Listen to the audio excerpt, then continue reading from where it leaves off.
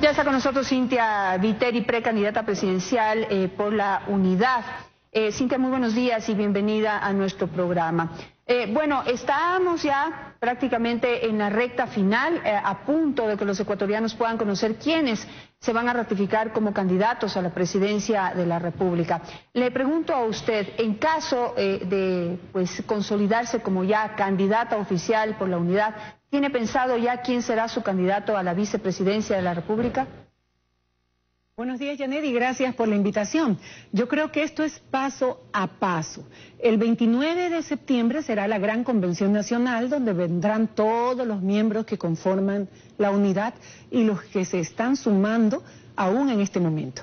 Será ahí, a través de su expresión a viva voz, quienes determinen, cuando se determine quién será el candidato o candidata que represente a la Unidad. Eso es pronto, en 9 días aproximadamente. Luego de eso, quien quede tiene la libertad, porque así lo dice las firmas, los acuerdos que hemos tenido respecto de la Unidad, podrá escoger su binomio de dentro o fuera de la misma y además ponerlo a consideración de la mesa de la Unidad.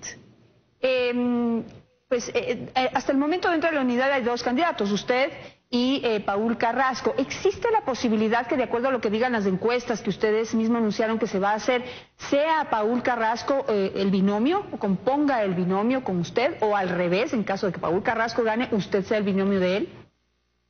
Todas las posibilidades existen, Janet, pero el pronunciarse sobre un binomio debe ser posterior al 29. Yo creo que es una muestra de respeto entre ambos candidatos, que somos opciones dentro de la mesa de la Unidad. ¿Usted tendría contemplado tal vez alternativas que están fuera de la Unidad? Paso a paso. El 29 sabremos quién es el candidato o candidata. A partir de ahí, todas las posibilidades para los miembros de la Unidad están abiertas. Y también para poder escogerlos fuera. Eso lo decidirá el candidato o candidata que quede. Paul, a quien respeto y considero, tiene todas las posibilidades, al igual que yo, y la libertad, al igual que yo, de escoger su binomio. ¿Quién va a ser la empresa que va a hacer la encuesta que les va a ayudar a ustedes a determinar quién va a ser el candidato? Bueno, yo creo que los insumos que vienen a través de las preguntas, de encuestas y de opiniones ciudadanas, las presenta cada grupo, no es solamente uno. Cada uno presenta su opción, porque si no cerraríamos la posibilidad de que un estudio como este podría ser dirigido por algún partido interesado. Así es que las encuestas todas a la mesa, la decisión democrática, la opción libre, la votación en un proceso que no se ha dado antes en el país será el 29 de septiembre y la Unidad podrá mostrarle al país quién es opción presidencial. A partir de ahí se escogerá el binomio y a partir de ahí también se tomarán decisiones respecto de candidaturas a la Asamblea Nacional, provinciales, etcétera. A propósito de eso, ¿cuál es su posición o qué opina usted de esta confrontación que hay en este momento entre César Montúfar y Ramiro González? César Montúfar ha cuestionado duramente la participación de Ramiro González dentro de la Unidad y tampoco está muy de acuerdo con que sea o se cumpla la aspiración de Ramiro González de ser la cabeza de lista en diputados nacionales o asambleístas nacionales. Bueno, cada grupo político, Janet, tiene la opción primero de aspirar y luego de nominar quién sería la persona adecuada para tal o cual posición. Lo mismo hizo mi partido político conmigo. Tiene la opción de nominarme y será la Unidad luego la que tome la decisión final. Pero en el punto estricto en el que usted me pregunta, yo lo que he leído y lo que he oído de César son conceptos muy respetuosos respecto del proceso que se está llevando a cabo, al punto que ayer hizo público un tuit donde primero decía que no se iba a pronunciar, sino después de las decisiones macro, que son las candidaturas presidenciales y vicepresidenciales, sobre las candidaturas a los asambleístas nacionales o provinciales, y lo cual agradezco, que apoyaba la candidatura a la cual he sido nominada. Una vez se acerca la fecha para determinar quiénes serán los candidatos a la presidencia de la República, también ya se empiezan a conocer algunas posiciones. Es la primera vez que escuchamos al ex vicepresidente Lenín Moreno, posible candidato de Alianza País, pronunciarse acerca de cómo resolver los problemas económicos del país, que es el principal problema que tendrán que enfrentar los candidatos y el futuro presidente del Ecuador. Él ha dicho que lo que se necesita no es disminuir los impuestos, sino hacer una especie de tregua tributaria, con lo que implicaría no hacer ningún cambio, es decir, que todas las cartas estén sobre la mesa y quienes quieran jugar pues sepan exactamente cómo pueden moverse. ¿Qué opina usted sobre esa posición? Janet, lo que está proponiendo es continuar por el camino que nos ha conducido al desempleo, a la miseria, al cierre de empresas, al despido de la gente.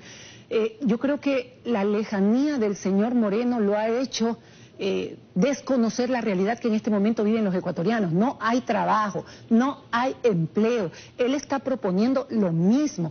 El 60% de los ecuatorianos en condiciones de trabajar no tienen un empleo seguro o sencillamente no tienen empleo. Ofrece tregua normativa, creo que dijo. ¿Cuándo se ofrece una tregua, Janet? Cuando se está en guerra. Y claro que le han hecho la guerra. Le han hecho la guerra con 17 reformas tributarias a los trabajadores, a los empresarios, al pequeño empresario o emprendedor, a las empresas medianas, dejando primero en el desempleo a muchísimas familias ecuatorianas y cortando toda posibilidad de inversión, de emprendimiento, de progreso. ¿Esa es su propuesta? ¿El continuar con lo mismo? ¿El seguir empobreciendo a la nación? Por eso, Janet, es bueno que haya una primera vuelta y que de ahí se elijan los candidatos que van a pasar a la segunda vuelta, que eso es seguro. ¿Sabe por qué? Porque tenemos opciones para elegir. Mientras el candidato de gobierno, el señor Moreno, insiste en continuar con los impuestos que han empobrecido a la gente y dejándolos además sin empleo y sin oportunidades, en gran cantidad a los jóvenes. Otro candidato propone 2 regímenes laborales porque los sueldos le parecen demasiado altos. Dice que un régimen laboral para las personas que ahora tienen trabajo y otro distinto con sueldos más baratos para los que no tienen. ¿Qué significa eso? Más desempleo, Janet. Un empleador, ¿a quién va a preferir? ¿Al empleado que tiene en este momento trabajo y que le cuesta más? ¿O al que puede contratar con un costo menor? Eso también es desempleo. ¿Cuál es nuestra propuesta? Absolutamente contraria a esto. Creemos en la generación de empleo. Creemos que a las empresas hay que eliminarles y bajarles ciertos impuestos. ¿Como cuáles? Como el impuesto a la salida de capitales, como el anticipo de impuesto a la renta, como las salvaguardias. Hay que bajarles el costo de la energía eléctrica y subir los salarios. ¿Qué haces con esto, Janet? Incrementas el consumo. Las empresas venden más, crecen, contratan a más empleados y el Estado recauda más. Esa es la libertad que ahora los ecuatorianos tienen para elegir en primera vuelta. ¿Qué opción para generar empleo?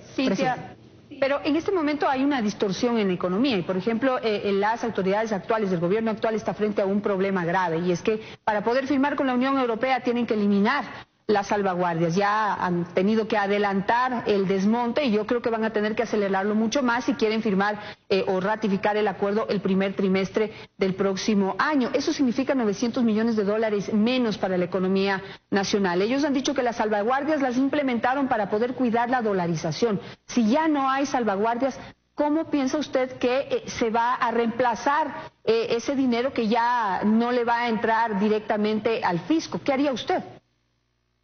Janet, ¿sabe a quiénes han afectado más las salvaguardias? No solo a los importadores, que a la vez podrían también generar empleo. Han afectado al productor, porque al importar materia prima o bienes de capital con las salvaguardias se encarecen el producto final.